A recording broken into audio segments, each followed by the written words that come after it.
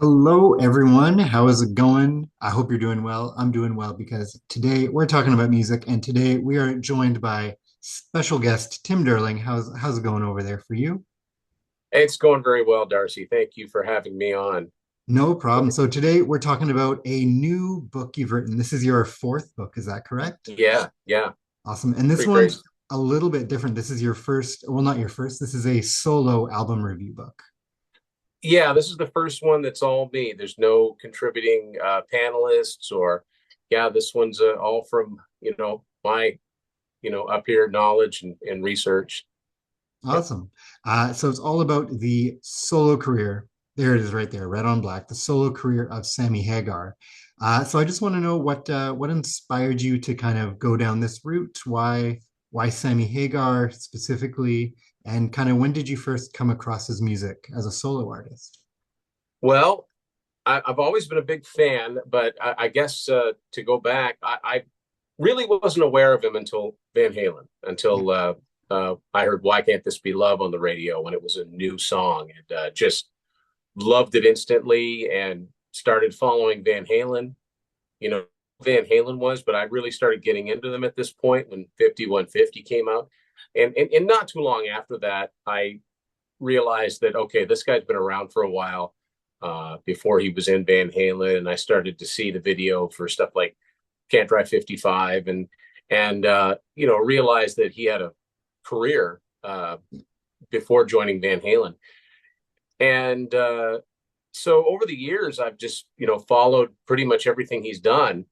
And like the other books that I've done, I actually didn't see a book out there in the marketplace quite like a book that I wanted to see on him. So I thought, well, okay, I'll give this one a go. And for whatever reason, I just thought, I've been a fan of his music for such a long time. I think I know the albums pretty well. I think I'll do this one myself. So it's a little shorter than my other books, but it's complete, as complete as I could get it for, including just about every song and every mention that Sammy's ever been involved in some cases just as a songwriter. So yeah, it was filling a void that I saw out there that there wasn't a book that dealt with his career strictly as a solo artist because he did his own book, his autobiography, and there's been other books written, tons of Van Halen books written, good ones. There just hasn't been one that's just on Sammy's solo career. It's a pretty extensive catalog too. I think people would be surprised if they just knew, a few of his songs and maybe his bigger albums from the '80s. But there are quite a few albums to talk about here, and I enjoyed going through them. Yeah. I'm wondering too, how much research was involved in this? Obviously, you have the music, you can write your own opinion, but did you put in a lot of kind of research effort into the book as well? I did actually because yeah, first thing is I can't stress it enough the early part of his career as a solo artist from 76 to 1980 he was on Capitol Records, and those albums have always been on the obscure side, very very hard to find, very they none of them were certified, not big sellers. So when I found those albums, I really really treasured them. So I knew the music quite well, although I listened to everything again to reacquaint myself, and then some of the newer ones. And I think this is pretty typical when you get older. You still like an artist and you pick up a new album. Maybe you listen to it a couple times and you sort of file it away. So I really wanted to make sure I knew these albums inside out. So the music side of it, I knew quite well. But yeah, I did put a lot of research in, and that was on the side of songs that Sammy has covered over the years.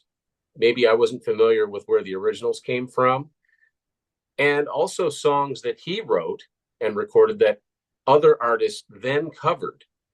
So on both sides of that, I was kind of surprised at some of the variety of artists that I found that recorded songs written by Sammy or songs that Sammy covered that were not by artists you'd expect, like basically like a hard rock singer to to cover. So yeah, I learned a lot in the process of doing this book. I mean, I even discovered a French version of one of his songs, so I didn't know about that previously. Awesome. I'm wondering too, just again on the book. So you mentioned you kind of wanted to take this one on your own.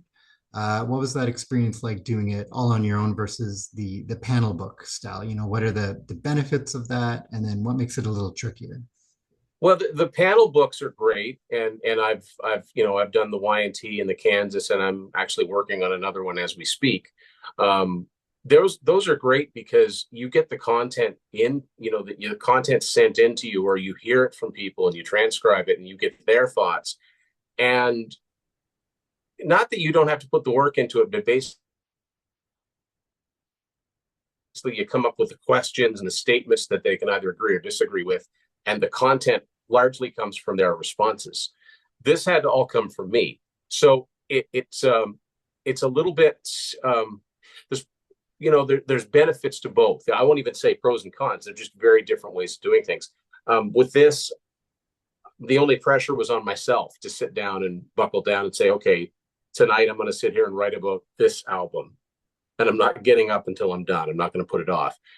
Whereas with the panel books, it's when people can get their responses in, and ideally you get them in at a nice leisurely pace, so you don't get them all at once, Yeah. but you're not sitting there waiting on them either. But when you write it yourself, it basically you're at your own mercy. You have to have the discipline to say, okay, I'm going to work on this tonight, and I'm going to get something done more than I did before. But there were a lot of thoughts that I had about this music that I wanted to get down in print. So it was really, really fun to do that because I've had a lot of different opinions over some of his music, good and bad, and just different aspects of all the labels he's been on and how hard it was to track down some of these albums and why that might have been. So there's definitely a difference, but I've come to enjoy both, doing it both ways. Amazing. And you mentioned talking about the music, so let's get into some Sammy Hagar music questions. Sure. This is maybe a twofer. What is your favorite kind of Sammy Hagar solo album? And then what would be the one you would recommend to a newbie to his solo work? Could be the same album, but maybe you think maybe something a little more commercial or a little more like Van Halen would fit for someone new to his solo work. Well, I'm going to make a guess, and I could be wrong, that someone that's curious about getting into Sammy as a solo artist is probably at least somewhat familiar with what he did in Van Halen. But my favorite solo album of his has always been Three Lock Box from 1982, which was his second album for Geffen Records. It contained his first real big hit single, Your Love Is Driving Me Crazy. I think it's a good mix of it's very commercial hard rock. There's some poppier stuff on it. I think it's a very accessible album. And yeah, I think I might recommend that to a new listener because if you listen to that album and you weren't crazy about it, I don't think there's much point in you going any further. It's a pretty Hmm. user-friendly album. Yeah, definitely, definitely.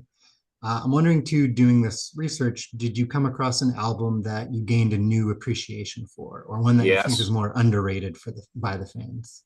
absolutely, I did, Darcy. Yeah. Yeah, like I said, like his newer albums, when you listen to something when you're a kid, something you get into when you're a teenager, and it's all you've got to do is sit around, listen to your Walkman.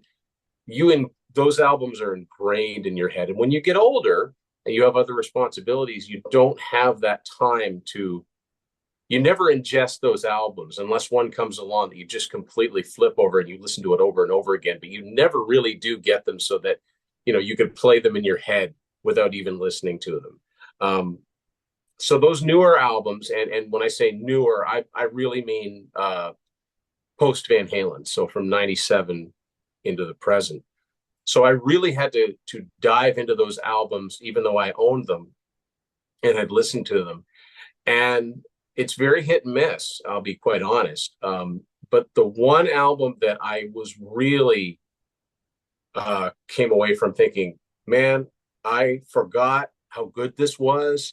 Didn't really occur to me how good this was. Is an album that he put out in the year 2000 called 1013. It's a fantastic album. It's basic. It's mostly a hard rocking album. One of my, people that have read the book will see that one of my criticisms of his sort of latter day stuff. I'm not crazy about the beach bum, uh, you know, sandals and strumming your acoustic guitar and pretending you're Jimmy Buffett kind of thing. That doesn't really do anything for me. I like Sammy Hagar to rock, Yeah.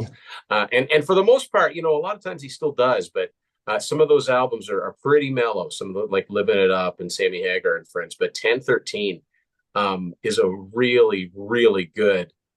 And even though it's almost a quarter of a century old, I'm still going to call it a latter day Sammy Hagar album. This is from 2000, so 1013 is one that I really gained a lot of appreciation for. Whereas before I would have listened to it and said, yeah, that was pretty good. And you listen to it now and go, no, that's really good. That's really strong. And yeah, that's definitely the one that I gained more appreciation for. And you've sort of already mentioned where we're going next, but along that line, were there, eras or specific albums that just felt like a slog to get through, where you're kind of just waiting to see what the next album might bring, if it's some sort of relief or something? Well, um, it's twofold because he's gotten to a point where he just is enjoying life, and he's made way more money from selling his tequila than he ever makes, because I mean musicians don't make money in music anymore, right? So the fact that he keeps putting out albums tells me he's doing it because he wants to do it. He's not going on tour and beating himself up at 77 years of age because he has to. He obviously wants to do it. So I think that's great. It's and obviously an artist is free to do whatever they want. It's just when it veers too much into that country beachside thing, I'm not so much on board. But honestly, the reverse of an album that I kind of forgot how good it was and it went up in my estimation, an album that I thought, wow, this is just um, this is just a strange combination of a few really good songs and other songs that just don't make it, are actually his most successful solo album, which is VOA from 1984. I mean, everybody knows, if they know one song from that, it's I Can't Drive 55. That's his signature solo song. But I think that VOA is a really top heavy album. I think side one is where the good songs are, and side two is very, very hit and miss. Even though it was his most successful album, it is far from his best, I think. Um, so that was something that kind of surprised me. Like, this album really isn't all that great compared to what came before and what came after it, which is, that just shows you the power of a hit single, right, in terms of record sales. Along that line, we all know, I Can't Drive 55. Do you think there are, some deep cut tracks that you think, if only people gave this one more of a listen, it could have been a big radio hit. It could have, Mm, revived a career, something like that. yep, absolutely. If we're talking about, pre Van Halen, there's actually the song immediately following I Can't Drive 55 on VOA is a song called Swept Away. And I think that is an incredibly good song. It might be my favorite. If I had one solo song, even though it's not on my favorite album, Yeah. but one song that I'd want people to listen to Swept Away from VOA. I think that's just a really cool song. It's a bit complicated for him. It's got some different moving parts in it. It's got mellow parts. It's got rocking parts, but it's very, very catchy. It's got great hooks, and given a little push, that could have been a single. And another song that I really think did not get its due because of the album it appeared on. So right before VOA came out in 1984, there was another album that Sammy was involved in, and it was a supergroup of sorts called Hagar, Sean, Aronson, and Shreve, which is a one-off that he did with, of course, Neil Sean from Journey, bass player Kenny Aronson, who played with a ton of people. He was in a band called Dust. He played with, I think he played with Billy Squire. You see him in a lot of places. And then Michael Shreve, who was the drummer in Santana at one point. Of course, he and Neil Sean would have been in Santana at the same time at one point. So they did this tour where they recorded, they did all these new songs, and they put out an album called Through the Fire. which did not get any promotion from Geffen Records because I think Geffen were working hard to develop him as a solo artist and a solo star. So there's a song on that album called Missing You that I really think Sammy should have saved that for his next studio album, because that could have been that could have been a top 10 hit. It's catchy, it's melodic, it's probably the closest thing on that album that would put you in mind of Journey. You can hear the Neil Schon influence in it. It's just really, really cool. Very catchy song, very much in tune with other songs that were hits on the radio at the time. I think that was a missed opportunity, and I'm really surprised that the label didn't say to him, "Why don't you save this song for your next actual solo album? Because we could do something with it." So those are two good examples of songs that I think should have gotten. Well, they weren't even pushed as singles, and I think they should have been. Right, right, right. Of course. Now, people that watch your channel, they know you collect and highlight all kinds of albums on all kinds of media, vinyl, CD, cassette, 8-track, of course. Mm-hmm. Are there certain albums that just feel right on certain formats for you? Is there, a CD album? Is there an 8-track album, for you? Well, a lot of the early, it's all old now, right? But a lot of the albums that I first found by him, like Free Lock Box, there's something about listening to them on cassette, because that's how I first listened to them. Many, many, many hours taking that music in via cassette. So back to the book, I'm just curious kind of in what way would you like it to sort of add to Hagar's legacy, and what are the takeaways you want, both a newbie to his solo work as well as a diehard fan? What are the big takeaways you'd like them to get from you? Well, for a new curious fan, I just wanted a clear something that they can pick up and look at and not have to rely on Googling, because it's haphazard, right? Sometimes you get accurate stuff, sometimes you don't. I wanted people to know, here are the albums he did. This is when they came out. Here are the songs on them. Here's what I happen to think of the songs, take it or leave it. And, I think people would be surprised how many albums, like, he just kept on, he's never gone too many years without something new coming out with him at the microphone. So yeah, I really wanted to shed some light on a lot of these albums are very, very obscure to this day. You never, you'll very rarely do you come across any of his pre-Geffen Records albums, so his late 70s albums in the wild, because they weren't pressed in massive quantities because they weren't successful. And then his latter day albums, Sammy ran into the problem that a lot of what they call heritage acts now run into, where it's hard to keep a record deal. So some of his albums came out on small labels that went out of business, and just a different label almost every time. A little bit like Alice Cooper, a little bit like Alice, because if you look at the whole scope of Alice's career, he's got this very concentrated spot, in the early to mid 70s, where he had very, very big albums, and then he had a couple albums later on, but it's not an even flow chart of success. And that's very much what it's like for Sammy. His 80s albums, for the most part, they're gold or platinum. He did pretty good. Of course, Van Halen being Van Halen, obviously that was another sales stratosphere. His first album with Van Halen, 5150, has sold 5 million copies. So you can't compete with that, because that's a phenomenon. But as a solo artist, I just want people to know exactly what is out there for music. And I think that they could find from my reviews what kind of album that they're in for. Whether I happen to like it or not, they could read it and go, well, he doesn't seem to think much of it. This sounds like it's right up my alley. Great, if that's the case. And the other thing I wanted people to realize is I think that Sammy, that there are people that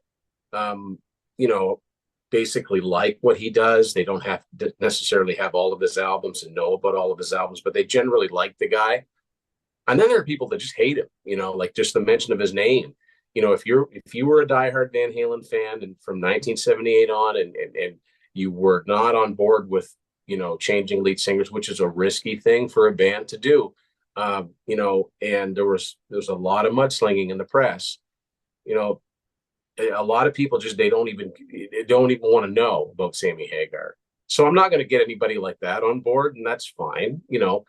But I would also like for people to know that there's more to Sammy as a lyricist than he doesn't just write about women and cars and drinking Yeah.